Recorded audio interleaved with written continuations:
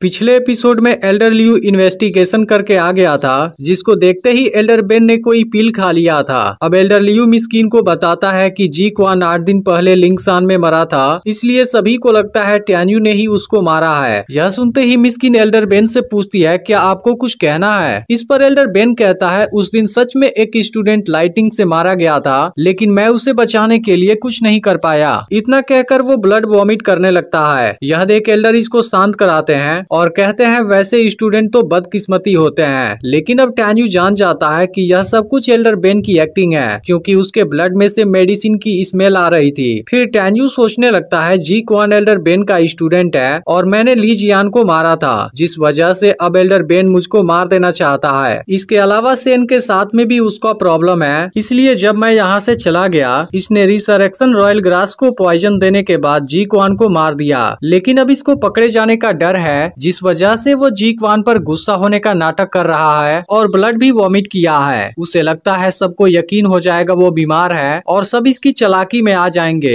लेकिन तभी मिस्किन कहने लगती है, तुम इस बात को अच्छे से एक्सप्लेन करो, नहीं तो आज यहाँ से जिंदा जाने के बारे में सोच भी नहीं सकते। फिर एल्डर बेन सोचने लगता है कि टैन्यू को मैं नहीं मार पाया तो क्या हुआ, बाद में एल्डर जेंगी से जरूर मार देगा। इसके बाद वो मिस्किन से कहता है, मैं लिंगसान में गया था, लेकिन मुझे जब पता चला कि टैन्यू और लीजियान के बीच लाइफ एंड डेथ मैच का एग्रीमेंट हुआ था, मैं तुरंत वहां से चला आया। लेकिन अगर मुझे इस बारे में पहले पता होता फिर मैं ऐसा कुछ भी नहीं होने देता और अपने स्टूडेंट को रोक लेता। फिर भी मैं केवल युकाओ के डेथ ट्रायल को पास करना चाहता था। लेकिन टैन्यू तो जब से यहाँ पर आया है उसने हर जगह पर अपना दुश्मन बना लिया है। और जब जी क्वान की माउंटेन में मौत हुई थी वहाँ पर लिखा था कि टैन्यू ने मुझे मारा है, इसलिए मुझे लगता है यह काम जरूर किसी दूसरे ने किया है जो टैन्यू को इसमें फंसाना चाहता था। लेकिन फिर भी जी क्वान ने शाम को रिसरेक्शन रॉयल ग्रास को डैमेज किया था, जबकि मैंने उसे बहुत अच्छे तरीके से डिसिप्लिन किया था। इस पर मिस्किन कहती है कि तुम्हारी बातों से ऐसा लगता है जी क्वान ने रिसरेक्शन रॉयल ग्रास के बारे में सुन लिया था। तब एल्डर बेन कहने लगता है, जब शाम को हम लोग उसके बारे में बात कर रहे थे तभी उसी वक्त जी क्वान ने उसके बारे में सुन लिया होगा। लेकिन अगर फिर भी आपको लगता है कि मैं झूठ बोल रहा हूँ तब आप मेरी सोल मेमोरी को भी चेक कर सकती हैं। अब टैन्यू एल्डर बेन के इस खतरनाक चालाकी को देख हैरान हो जाता है। फिर कहता है, लेकिन कोई बात नहीं, समय आने पर मैं तुम्हारे काले कारनामे को सबके सामने जरूर लाऊंगा। फिर मिस्किन कहने लगती है कि वो तुम्हारा ही स्टूडेंट था जिसने इतना बड़ा क्राइम किया है, इसलिए तुम अब से मेडिसिन गार्डन में घुटनों के बल रहोगे। लेकिन तुम अब केवल मेरे ही ऑर्डर पर खड़े नहीं होगे। अब चीफ टैंक की हालत और भी बिगड़ गई है, इसलिए तुम्हें तब तक इंतजार करना होगा जब तक हमें रिसरेक्शन रॉयल ग्रास नहीं मिल जाता। इसके बाद मिस्किन कुछ एल्डर को सीक्रेट रिल्म में जाने के लिए कहती है, जहां से लेवल 8 वाला रिसरेक्शन रॉयल ग्रास मिल सके। इसके अलावा मिस्किन बाकी लोगों को भी अलग अलग डायरेक्शन में जाने के लिए कहती है, जिसके बाद एल्डर बेन भी यहाँ से चला जाता है। फिर टैन्यू सोचता है, तुम एक बार मेरे दोनों बिस्ट को जाग जाने दो,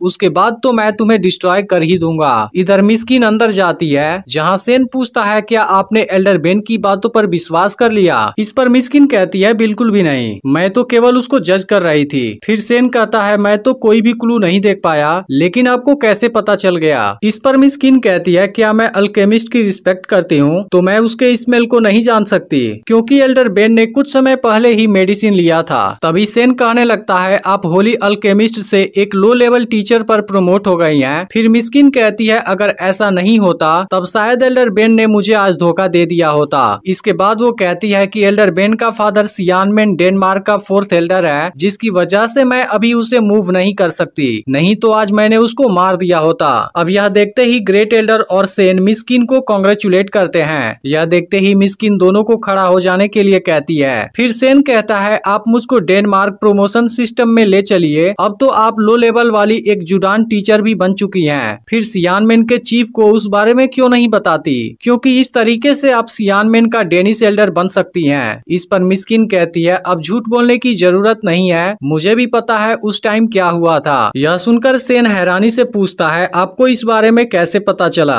फिर मिस्किन इमोशनल होते हुए कहती है, 30 साल पहले मेरी मदर ने अपनी मौत से पहले मुझे बताया था कि मेरे फादर होली डेनमार्क में चीफ एल्डर थे। इसके बाद वो कहती है, डेन ट्री पूरे डेनमार्क में सबसे यूनिक है, लेकिन होली गेट के पूर्व सेकेंड डेनिस एल्डर मेरे फादर को लेकर चला गया, जो कि गोंगसुन यान की चाल थी, और वर्तमान के अधिपति ने सब कुछ मिटा दिया, जिसके बाद उनको इंपीरियल पैलेस में से बाहर निकाल दिया गया था। फिर गोंगसुन यान ने किसी तरह से मैगपी नेस्ट पर कब्जा कर लिया और वो डेनमार्क का लीडर बन गया। इसके बाद वो कहती है, उन्होंने मरने से पहले जिस तरीके से मुझको देखा था मैं उसे कभी भी नहीं भूल सकती। इसलिए मैं जब इन 30 सालों तक चीफ थी मैंने अल्केमी बुक स्टडी करने के लिए अपना बेस्ट दिया ताकि मैं होली गेट में एंटर कर सकूं और मैं अपने फादर के लिए होली गेट डेनमार्क में चीफ की पोजीशन को वापस हासिल कर सकूं। इसलिए इन मुसीबतों से निकलने के लिए मुझे कोई ना कोई तरीका जरूर खोजना होगा, जिसके बाद ही मैं डेनमार्क में सक्सेसफुली एंटर कर पाऊंगी। इसके बाद मिस किन ग्रेट एल्डर और सेन को बाहर जाने के लिए कहती है क्योंकि वो कुछ देर के लिए अकेला होना चाहती है। फिर मिस किन बहुत दुखी हो जाती है और कहने लगती है, मुझे डर है कि इस बार भी मैं इस मुसीबत से बाहर नहीं निकल पाऊंगी। फिर भी मैं रिसरेक्शन पिल के रिफाइनिंग में यूज होने वाले मेडिसिन को खोज रही हूँ क्योंकि रिसरेक्शन रॉयल ग्रास के अलावा और कोई भी एलेक्सिर उसमें यूज नहीं हो सकता।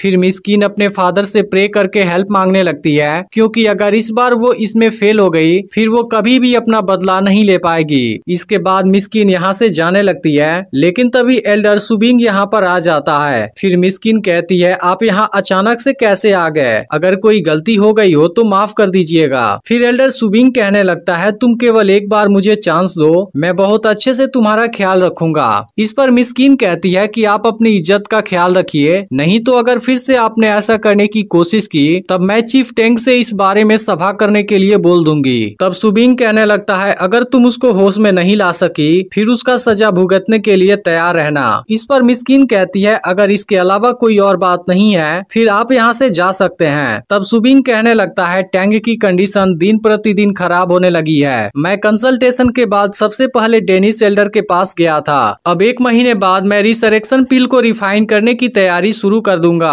अब इस बात को सुनते ही मिस किन घबरा जाती है। तब सुबिंग कहता है, 1 महीने बाद तुम्हें पूरी तरह से तैयार रहना होगा। लेवल 7 वाला एलेक्सिर साबिंग ग्लान का है और लेवल 9 वाला एलेक्सिर घोस्टयून स्टोन कंपनी में है। इसके अलावा 3000 साल पुरानी क्वालिटी का यानलिंग ग्रास भी है। अब 1 महीने बाद जेंग इन सारी चीजों को एक साथ कलेक्ट करेगा। इसलिए अगर एलेक्सिर समय पर तैयार नहीं हुआ और इसमें थोड़ी सी भी देरी हुई तब तुम इसका नतीजा भुगतने के लिए तैयार हो जाना। और अब सुबिंग यहाँ से चला जाता है। इसके बाद मिस किन काफी परेशान हो जाती है क्योंकि सब कुछ इतना जल्दी कर पाना इम्पॉसिबल है। फिर एपिसोड यहीं पर एंड हो जाता है, जिसका अगला एपिसोड फ्राइडे को रिलीज होगा। लेकिन अगर आपने पिछला पार्ट मिस कर दिया हो तब लेफ्ट वाली वीडियो को जरूर देख लेना और चैनल को भी सब्सक्राइब करके नोटिफिकेशन को ऑल पर जरूर सेट कर देना।